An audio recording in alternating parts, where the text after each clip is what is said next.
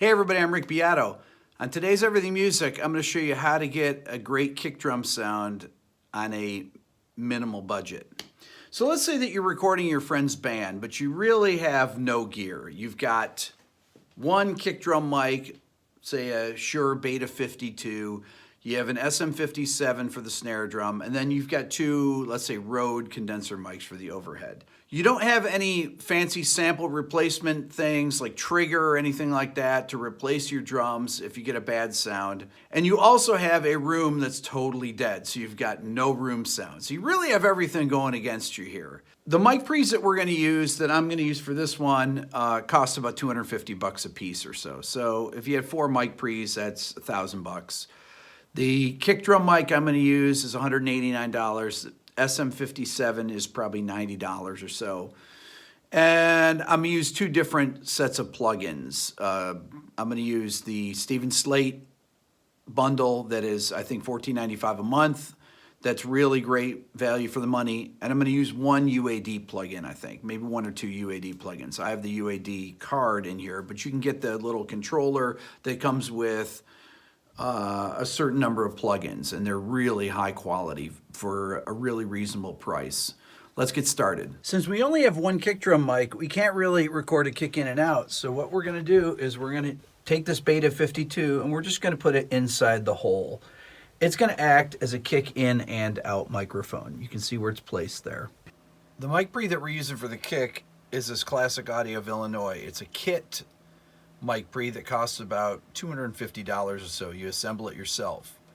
Now, you can use any type of mic pre. You can use your Focusrite, you can use whatever you have. This is just a good, general, great sounding mic pre for very little money. Okay, I've just recorded a few kick hits and then a particular kick drum pattern. Let's take a listen. Okay, it sounds like a kick that's not close mic'd. Has a little bit of a resonance that you can hear on the back end of it that's not really pleasing to the ear. Listen to it. Listen to it now. Probably don't need that, so I'm going to trim it a little bit. And I'm going to listen to it.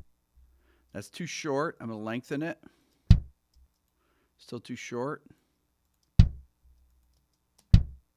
That's going to alleviate any of the problems when the kick is compressed.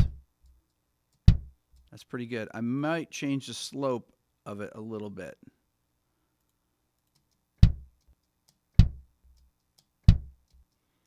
So here it is. You see all that back end material that it does not need? Just going to do that. It doesn't need that either. Yeah, you can hear it there. You can hear that little honkiness there in the back end. I'm just going to trim it right off, right there. So I have a shorter kick to begin with. I'm going to put a fade on it.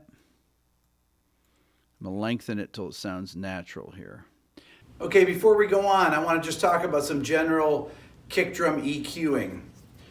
The bottom end of a kick drum is typically between 50 hertz and 80 hertz, where you'll boost it usually, or you're going to want to find a microphone that's going to accentuate those frequencies. Sometimes even up to 100. It really depends on whether you want your kick to be the bottom end of the mix driving it, or you want the bass guitar. In that case, the bass guitar will hold down the low end, and the kick drum will just intersperse and keep the rhythmic accents going. Mid-range, for most rock kicks, you're going to cut anywhere between 360 and 800 hertz, depending on the kick drum. If you're going for a John Bonham sound, that's a very different kind of very mid-rangey kick, where you're not going to do that. You're going to have more 1K in the sound of the kick drum. That's because it's double-headed and it has a completely different vibe to it. On the top end, I like 2 to 3K or so. I don't like the Typewriter kick drum sound unless I'm doing metal and you're having a lot of fast double kick. If you're doing a Metallica kick drum, you might have up to 8K boosted. Okay, these are boosts here. This is a cut here in the mids. Now, depending on the kick drum and the mic placement, if you're using one mic, you might not cut the mid-range quite as much. Okay, you might get pretty close with one mic if you're using an AKG D112 that actually has a scoop in the mid-range already programmed into it. And the Beta 52 that I'm using also has a particular EQ curve that goes along with kick drum. Now, when talking about kick compression, when I'm tracking a band to tape, I will occasionally use something like a DBX 160 VU compressor just to slightly compress the kick and keep it even, so it's not dropping in and out of the mix depending on the player. But typically, I don't compress. If I'm going into Pro Tools, I do not compress the kick drum because I will have much more flexibility later on, and I don't want to get pinned down with a particular sound. The thing about compression is that's where your length comes in. When you want to talk about those John Bonham giant kick drum sounds, a lot of that's coming from the room. You get the attack from the close mic, but the compression on the room is what gives you the length and brings up the room ambience and makes your kick sound huge. So remember, compression can be used for length. Things that emulate tape, like actual tape machines or tape emulation plugins, will give you harmonic information to help your kick drum cut through the track and give it a certain mid-range chunkiness if you apply it correctly. Now I'm going to open up the Steven Slate virtual rack here. I'm going to pull in a simple EQ to start with. Let's say this Neve EQ right here. This is a 1073 emulation. Thing that's different about this is that this is actually parametric. This mid-range frequency here would either be 360 or 1.6 or 700, but here it actually goes in between them. I'm going to go around 360 to start. I'm going to start taking some mids out of this.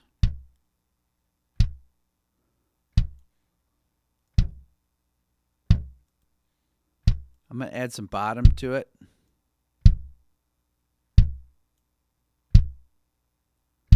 And a little bit of top.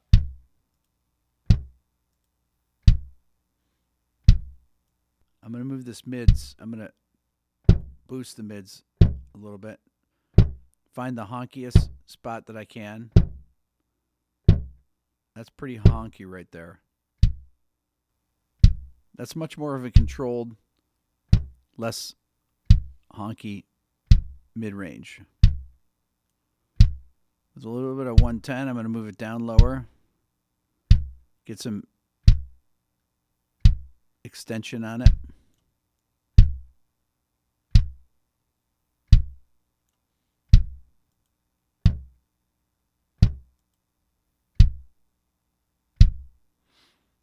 That's pretty good. Let's check this 1073 emulation and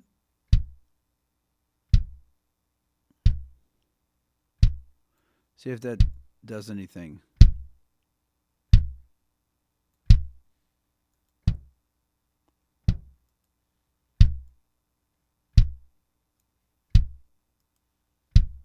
Not bad.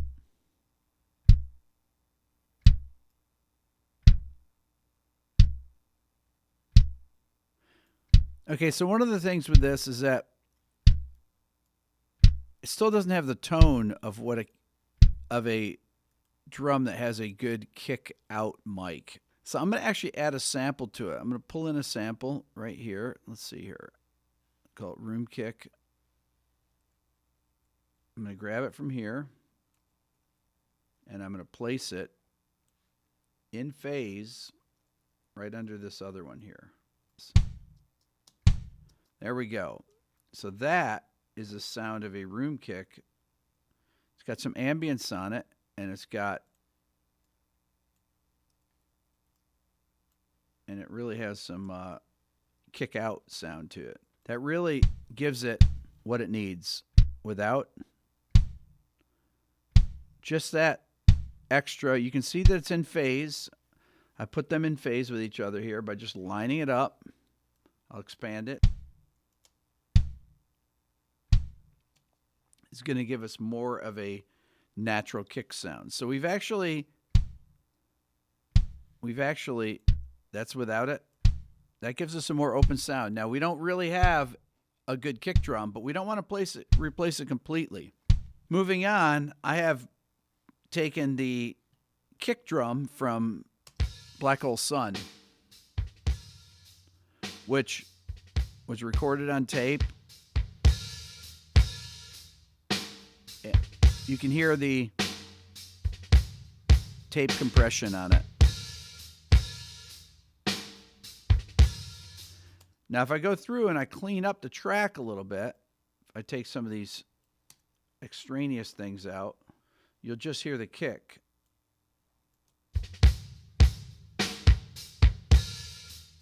Take them out like that, take that out like that. So it's going to give us basically the...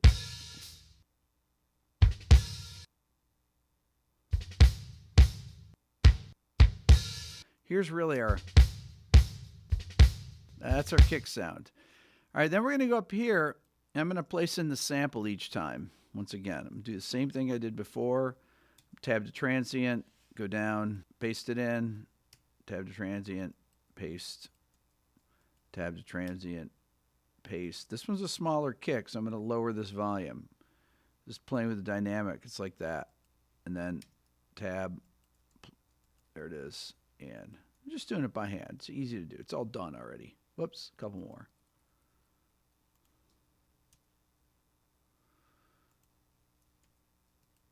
Go down here, put in this one, and give it one more. Boom. There we go. Now we have this kick here. Let's see what it sounds like. Same Soundgarden.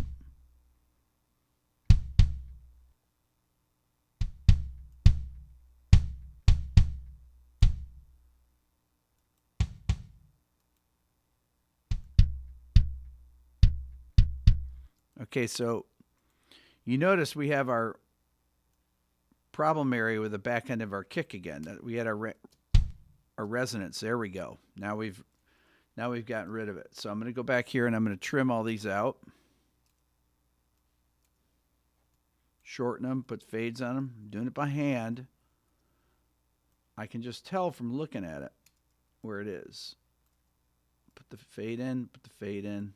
So I'm making up for the fact that I was recording in a bone dry room. Let me listen to it.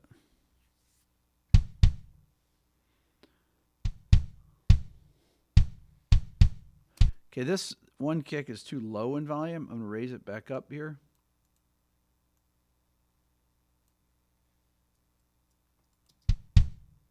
That's better. Raise this one up. That's pretty good. I'm going to consolidate it. All right. Now I'm going to blend in the room mic again.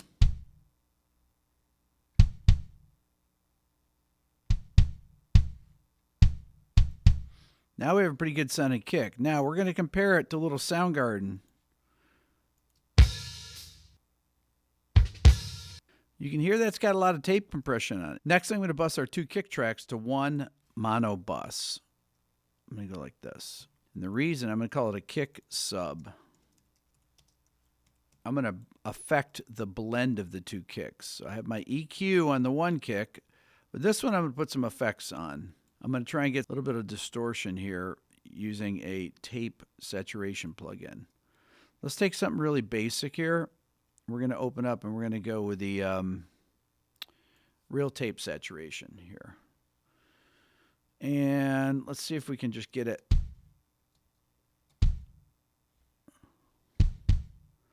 We're going to change the bias a little bit, slow the speed down.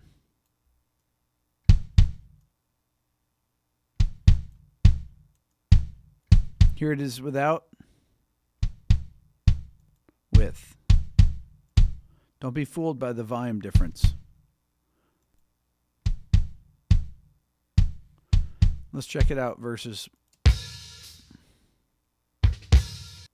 still have a little bit more mid-range crunch than we do. I'm going to add a little bit of compression, DBX 160. Let's hear what that sounds like here. Adds a little bit of smack.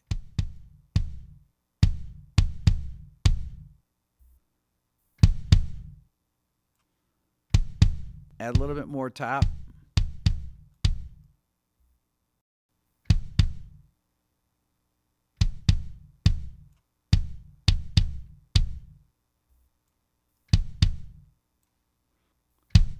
Makes the kick way more upfront when I put that on it.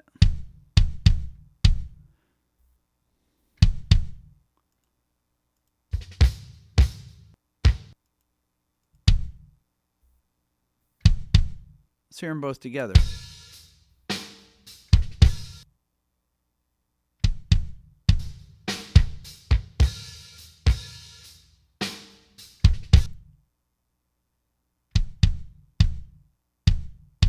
So here's our regular kick. This is with no tape saturation, no compression. Kind of loses all its mojo. There's our tape. There's our compression. That's a pretty thunderous kick.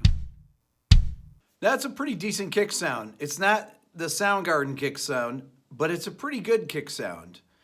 And for the amount of gear that we had, it's going to work great in the track.